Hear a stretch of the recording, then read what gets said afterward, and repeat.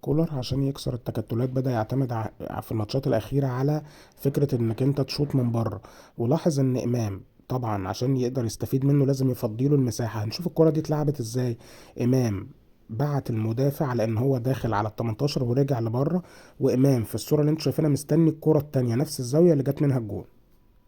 وتاني هنا تأكيدا على تعليمات كولر بالتسديد من مسافات. الكرة دلوقتي شايفين اللي عليه الدايرة ده اللي قريب من ال 18 تاو وإمام بره. هنشوف ايه اللي حصل.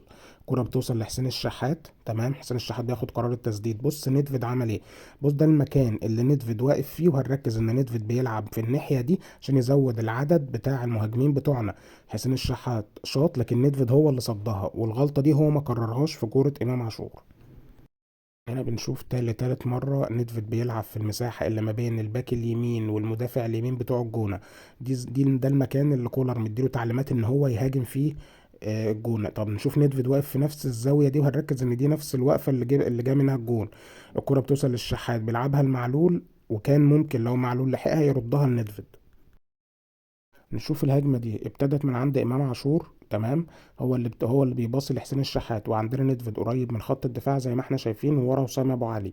هيبتدي الكرة لما توصل لحسين الشحات ندفد هياخد المكان اللي احنا قلنا عليه بحيث انه يزود عدد المهاجمين في ال 18. الكرة بتوصل لإمام عاشور. بص ندفد بيحجز ازاي عشان الكرة ما تجيش فيه، ووطى راسه عشان ما يحصلش اللي حصل في كورة حسين الشحات.